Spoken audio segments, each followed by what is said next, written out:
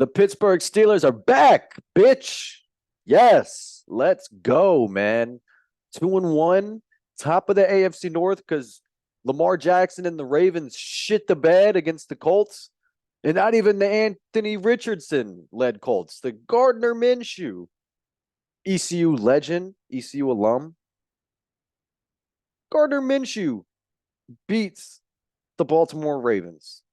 Cleveland shit on Tennessee.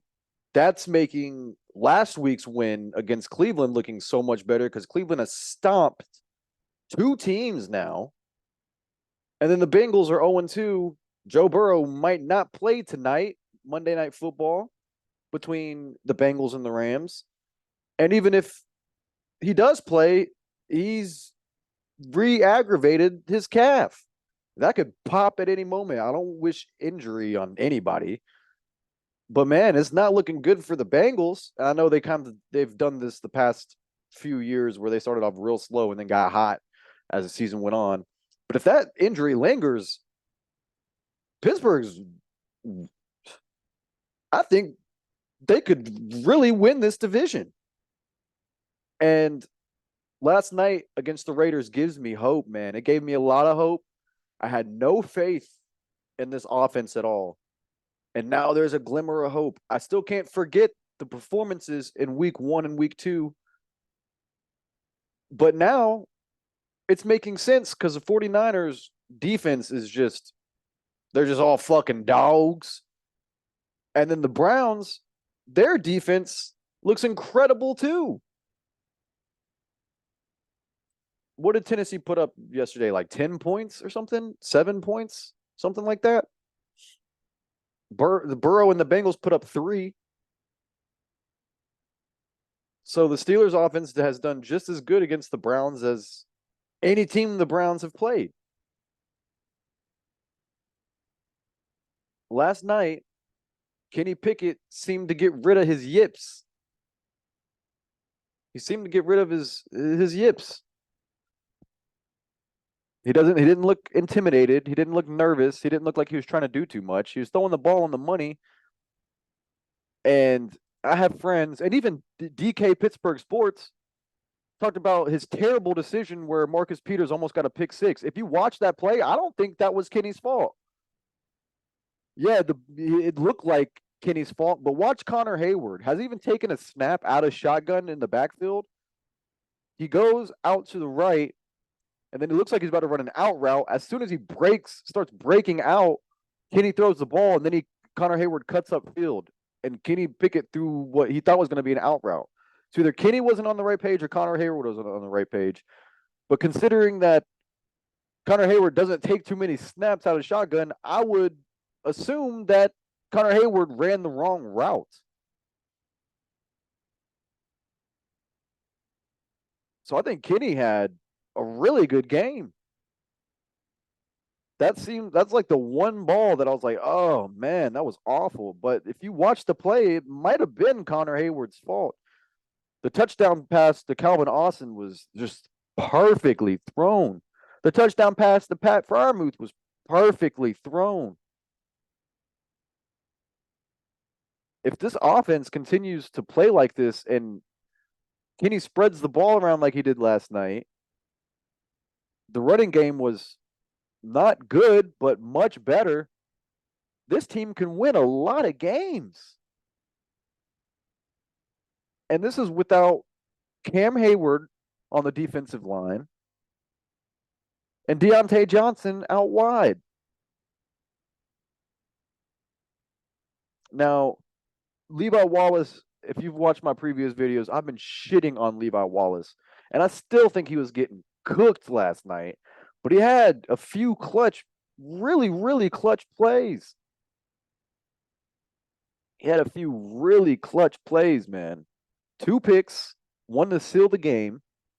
He had a couple pass breakups that were nice. And people were shitting on Patrick Pete for the touchdown that was on 4th and inches where they play action and threw into the end zone to Devontae. Because Pat Pete looked lost. But I think he was trying to make up for Levi Wallace's blown coverage. I really think that was Levi Wallace's fault. And then you have JPJ out here balling, and they don't want to give him playing time. Meanwhile, Levi Wallace is getting fucking cooked. Now, he did step it up. He did. Props and kudos. But can we get like the? It just seems like JPJ is the better player. Can we please put the better fucking players on the field? I'm tired of this Steelers loyalty to vets and coaches. Yes, Matt Canada performed better. Yes, Levi Wallace performed better. Guys, come the fuck on. Matt Canada is not going to lead you to the promised land. And Levi Wallace, even though he played better, he still got fucking cooked.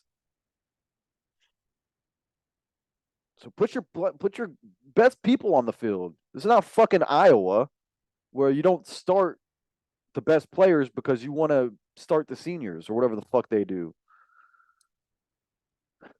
But yeah, back to Kenny Pickett's yips. If you've ever played baseball, you've heard of what a slump is. Batters get in a slump where they just can't seem to fucking hit the ball or get on base, and it starts to become a mental game. And some people never get out of it. You just fall into a slump, and then you end up sucking for the rest of your fucking career or tenure as a baseball player. Kenny Pickett looked like he got out of that last night. And partly is because I think it's better play calling, partly because Raiders defense isn't as good as the Browns or 49ers. But looking back, it could have just been because the Browns and 49ers are fucking godly on defense. But this game gives me a lot of hope and optimism about what's to come. Now, next week, they play the Houston Texans, and CJ Stroud has been fucking balling. He looks hands down like the best QB from this class. They have nice young weapons and receivers spread throughout their offense. They can't fucking run the ball. That's good for the Steelers. And they can't stop the run. That's also good for the Steelers. But their corners are pretty good. But yeah, they should be favored, I think, to win this game, the Steelers. But I would not be surprised if CJ Stroud throws another 300 yards. Now, what gives me hope and optimism is I think TJ Watt is the best fucking football player in the National Football League. How many people can you really put above that guy? You can't put any defensive players above that guy, right? The one person that would let somebody argue that's better than TJ is Nick Bosa. It's the one person, and I don't even think that. I'd take TJ every time. But this Myles Garrett is better than TJ? Stop it. Stop it. Jeff Hartman with Steel Curtain Network had this dude on who reports on the Raiders, and he said he'd take Max Crosby over TJ Watt. Stop it. Max Crosby over TJ Watt. Now, Max Crosby's a great player. I'd take Myles Garrett over Max Crosby, and I'd take TJ Watt over Myles Garrett. Stop it. TJ Watt is hands down the best edge rusher and defender in football. Maybe less than Nick Bosa, but I'm not even like that's the one person be like, okay, you can argue Nick Bosa. That's cool. But when the Steelers and 49ers played, TJ Watt was the best defender on the field. When the Steelers Browns played, TJ Watt was the best defender on the field, player on the field. That game, Highsmith might have been the best player. And then last night, TJ Watt, best defender, player on the field. Like, what are we doing, guys? He's like the only player in NFL history through the first 3 games has 6 sacks and a defensive touchdown. First player.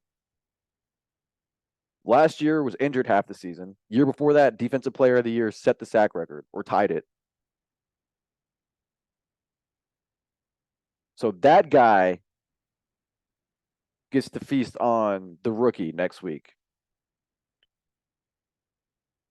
That is going to be the difference in the game. Laramie Tunsil, left tackle, on Highsmith. Highsmith's had some tough matchups, man. He's still playing well. TJ Watt should fucking eat. And Linebackers last night were fucking cooking. Cole Holcomb fucked up Devontae Adams. They threw a flag at first, and they're like, oh yeah, that's just one of the best hits we've seen all year. Got to pick that flag up, pick that shit up real quick. Other ref came in like, oh, I think that was good. That was real good. It looked lethal, but it was clean as a motherfucker. Mika Fitzpatrick had a bullshit penalty called on him on that sack. That'd have been 5 sacks. Jimmy Garoppolo had not gotten sacked one time going into the game. Last night they got 4. Really should have had 5 because Minka got one, and that was a terrible roughing the passer call. God awful. The Steelers pulled this game out, and all the calls were going against them. All of them. I can't remember one call that was. I was like, oh, thanks, refs. Every call, I'm like, oh, fuck these goddamn refs. Man, Marvin Leal, horrible call on him. I've never seen a call like that before. I've never seen a call like the one where tried to block the field goal. Like, I've never heard of that. The announcer's like, "Oh yeah, that's a flag." People do that every fucking play. It's like they implement these rules and they only call them when they want to keep the viewership up. So they call into the refs, "Hey, use that rule we put in the rule book where you're not supposed to press up on somebody else. Let's throw the flag on that one this time to keep this viewership up." It didn't really hurt because that field goal was made, and then they ended up kicking a field goal like a couple plays after. They got the first down. Steelers defense stout, didn't let them in the end zone, kicked the field goal. Cool. Didn't hurt too bad, but still bullshit.